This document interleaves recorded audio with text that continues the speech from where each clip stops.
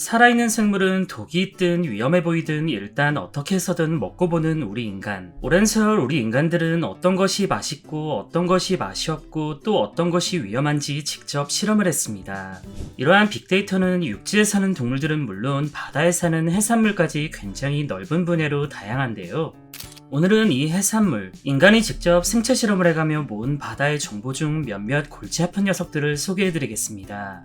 첫 번째로 알려드릴 물고기는 강준치라는 녀석인데 흔히 썩어도 준치라는 속담을 한 번쯤은 들어보셨을 겁니다. 하지만 강준치는 잉어목에 속하는 물고기로 청어목에 속하는 준치와는 이름만 비슷할 뿐 전혀 다른 동물인데요. 여기에 차이점이 하나 더 있다면 준치는 맛있지만 강준치는 더럽게 맛이 없습니다.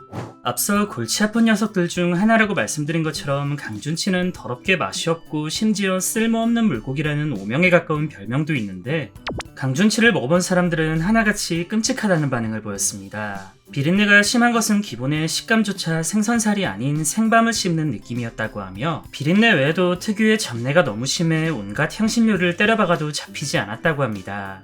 거기다 얘는 가시까지 더럽게 많아 손질에도 큰 어려움이 있고 어부나 낚시꾼들은 강준치가 잡히면 맛이 없다는 이유로 그냥 풀어줄 정도였습니다.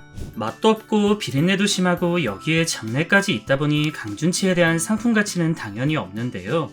문제는 개체수는 또 엄청나게 많아서 무진장 많이 잡힙니다. 순전히 많이 잡히는 것을 넘어 되려 상품 가치가 있는 고급 어종들의 치어를 마구잡이로 잡아먹기 때문에 가뜩이나 골치 아픈 강준치는 더더욱 바다인들에게 분노를 주었는데요. 오죽 쓸모가 없었으면 낚시광으로 유명한 배우 이덕화님은 이 녀석을 잡자마자 잡고기 중에 상잡고기라며 화를 내셨습니다. 잡고기 중에 상잡고기야. 웃긴 건 강준치는 군집을 생활하기 때문에 한번 강준치를 낚았다면 그 이후로도 계속 강준치가 잡힐 확률이 높은데 이쯤 되면 왜 어부나 낚시꾼들이 그토록 싫어하는지 이해가 되실 겁니다.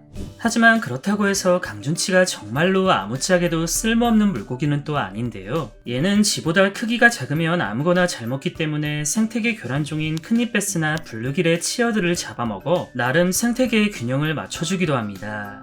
신기한 건 이 맛없는 강준치를 중국에선 어찌저찌 요리해서 기어코 먹는다고 하네요. 두 번째로 소개해드릴 물고기는 이름만 보면 기름기가 좔좔 흐르는 참치 같은 느낌의 녀석인데요. 바로 기름치라는 물고기입니다. 먼저 소개해드린 강준치는 단순히 맛이 없어서 골치 아픈 녀석이었지만 기름치의 경우 강준치는 족밥이었구나라고 느낄 만큼 악명이 자자한 녀석인데 애초에 얘는 식용 불가 어종, 나라에서 법으로 먹지 말라고 정해놓은 녀석입니다. 기름치의 살코기는 25% 정도가 지방 성분이고 이 지방 성분 중 90%는 사람과 같은 동물은 절대 소화시킬 수 없는 왁스 에스테르로 구성되어 있는데요. 이 왁스 에스테르는 우리가 사용하는 왁스의 원료이자 항공연료에 쓰이는 말 그대로 기름 덩어리입니다. 기름치처럼 수압이 높은 심해에 사는 일부 어종은 체내의 왁스를 축적하는 방식으로 부력을 조절하는데 이로 인해 기름치의 몸 안에는 왁스 덩어리가 차츰차츰 쌓여갑니다. 만약 우리가 이 기름치를 먹게 된다면 소화기 장애를 일으켜 배가 아픈 것을 넘어 설사가 계속 나오게 되는데요. 설사 몇 번 하는 정도야 뭐라고 넘기기엔 거의 장염에 걸린 것처럼 줄줄 새어나옵니다. 기름치의 여파는 건강한 성인이라도 신생아처럼 기저귀를 차야 할 만큼 아주 강력한 설사를 유발시키는데 심지어 이건 그냥 설사도 아니고 기름기가 가득한 기름설사입니다. 아이러니한 건 불과 10여 년 전만 해도 우리는 이 위험천만한 기름치를 먹어왔다는 것인데요. 과거 무알리필 참치 전문점이나 저렴한 뷔페에선 이 기름치를 마치 참치인 것처럼 속여 팔았었습니다. 위험한 성분과는 별개로 기름치의 맛 자체는 생각보다 나쁘지 않아 의외로 거부감 없이 많은 사람들이 즐겨 먹었었는데 앞서 말한 문제점들이 알려지자 2012년 6월 1일부로 식용으로서의 사용이 완전히 금지되었습니다. 그런데 불과 수년 전만 해도 법으로 금지된 이 기름치를 참치나 메로 등으로 속여 파는 사람들이 있었는데요. 이들은 22톤이나 되는 기름치를 불법 유통하다 적발되었고 이는 22만 명의 사람들이 먹을 수 있는 양이었다고 합니다. 특히 기름치와 메로는 일반인들의 기준에서 육안으로 구분하기 어려워 더더욱 속여 팔기 쉬웠는데 현재 기름치는 등 부위의 일부만 수출용으로 사용되고 나머지 부분은 법적으로 폐기 처분해야 합니다. 해외 일부 국가에선 식용 자체가 금지는 아니지만 파는 사람들도 설사에 대한 경고를 꼭 하고 판다고 하며, 한때 기름칠을 별미로 즐겨 먹던 다이토 제도에선 다루마는 하루 3점만 먹는다라는 불문율까지 있었다고 합니다. 마지막으로 소개해드릴 물고기는 청어입니다. 아니, 청어는 많이들 즐겨 먹고 맛있는 생선이잖아 라고 생각하실 텐데요. 물론 청어는 앞서 말한 두 녀석만큼 맛이 없지도 위험하지도 않은 생선이지만 청어에겐 한 가지 거지 같은 특징이 있습니다. 얘는 뼈가 진짜 더럽게 많고 장가시가 더럽게 많은데, 청어목에 속하는 어류들은 보통의 생선들과는 다르게 가늘고 긴 가시가 빼곡히 자리 잡고 있습니다.